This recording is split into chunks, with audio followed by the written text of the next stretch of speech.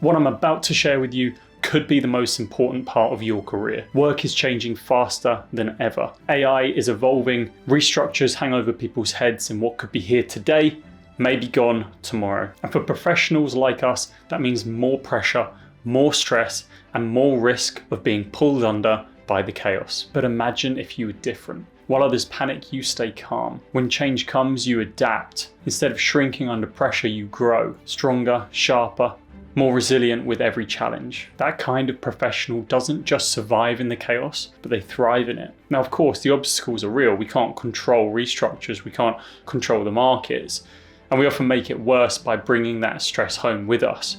We let it eat into our evenings, or we often worry about things before they've even happened. But there once was a collection of ancient thinkers who over 2,000 years ago put together a set of rules that offers something different. It teaches principles that helps you become steady even when the world is shifting around you. It's helped guide leaders, creators, change makers through every kind of uncertainty. And the remarkable thing is that it's not fading into history. In fact, during the most turbulent decade in recent memory, this philosophy is growing faster than ever and is being rediscovered by millions. It's called Stoicism, and it gives us 5 practical principles for adapting to change. So let's get into it.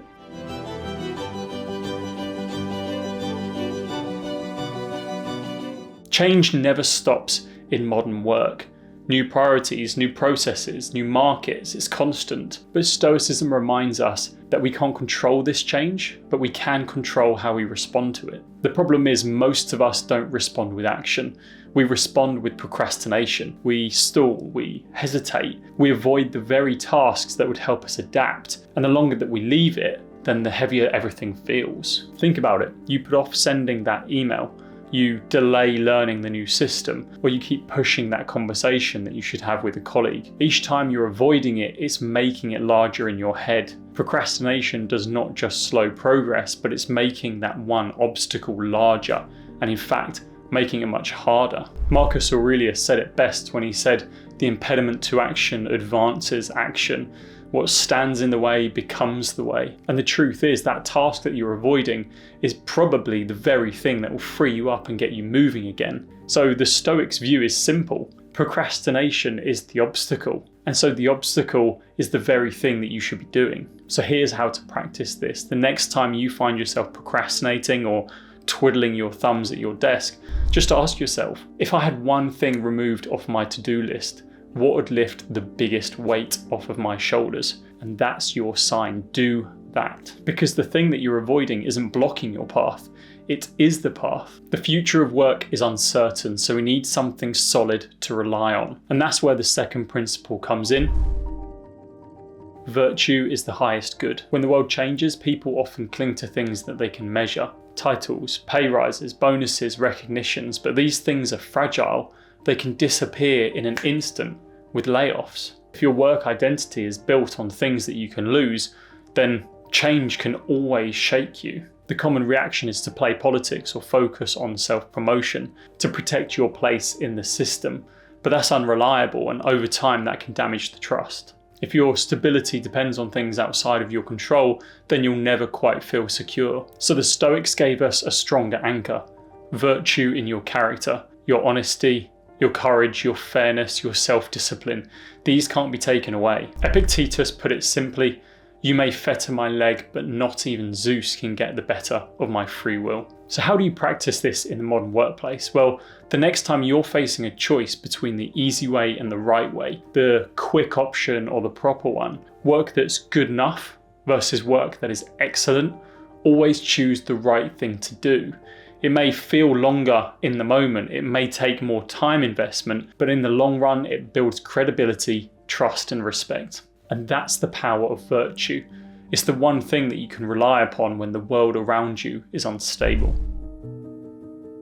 If the future of work is defined by things beyond our influence, then this third principle is crucial. Focus only on things we can control and not on things we can't control. Think about how much time we waste worrying about market conditions, about decisions that are made above us or whether technology will replace parts of our business. These worries drain our energy and it doesn't change the outcome. And the danger is that whilst we're stressing about the uncontrollable, we neglect the one thing we can control, which is our actions. And a common reaction is to try to control everything. So some people overwork, they micromanage, or they obsess over every risk.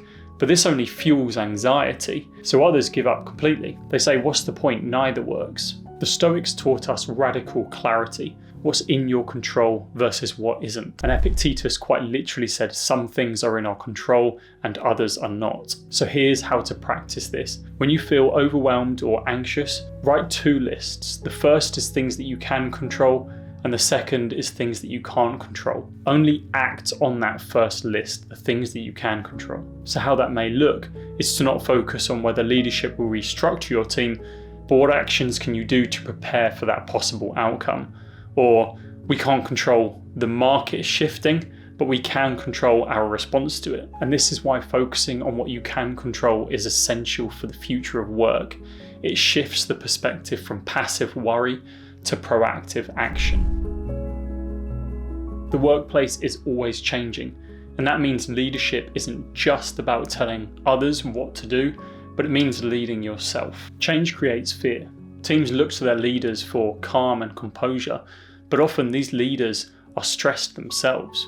If they show panic or confusion, then it spreads through the whole team and makes the situation worse. Some leaders try to cover their fear or their stress by acting tough or trying to control everything, while others pull back and avoid those hard conversations. But the problem with both of these approaches is that neither builds trust. In uncertain times, leadership has to come from a steadier place. The Stoics remind us that the battle is not out there, but it's inside of us. Marcus Aurelius wrote, "You have power over your mind, not outside events.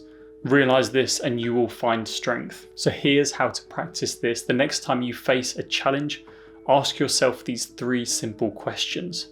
Am I reacting with emotion or responding with clarity? Am I being someone that others can count on right now? Am I in control of myself before I try to control others? And if you can say yes to those 3 questions, then you're leading from within. It's what makes people trust or follow you during uncertain times. It's not your job title, but it's if you've got the ability to stay steady when things around you aren't. And with the future of work uncertain, we must prepare ourselves, and that's where this 5th and final principle comes in. Embrace discomfort. Now, it goes without saying that most professionals avoid discomfort. We stick to what we know. We avoid those hard conversations. We resist new responsibilities. But in a world of constant change, avoiding that discomfort is the fastest way to fall behind. One response is to cling to the familiar, even when we know it no longer works. Another response would be to resist new challenges until we're forced into making them. But discomfort is unavoidable. Our choice is whether we use it or waste it. The Stoics were different.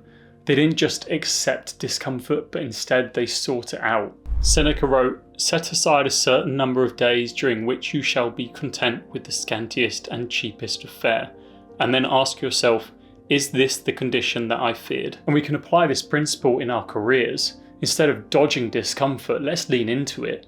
Put your hand up for the presentation, volunteer for the challenging assignment. Simple mantra to remember is if it scares me, then it probably grows me. When you stop avoiding that discomfort as the enemy, it becomes the path to growth. And those are the 5 principles that will define your next 5 years. The workplace is always changing, but these principles will remain the same. You see, most people see Stoicism as an ancient philosophy, but this is a philosophy that is practical for the future of our work. So if you enjoyed this video, please give it a like and subscribe for more Stoic strategies in videos to come. Thank you, and I'll see you in the next one.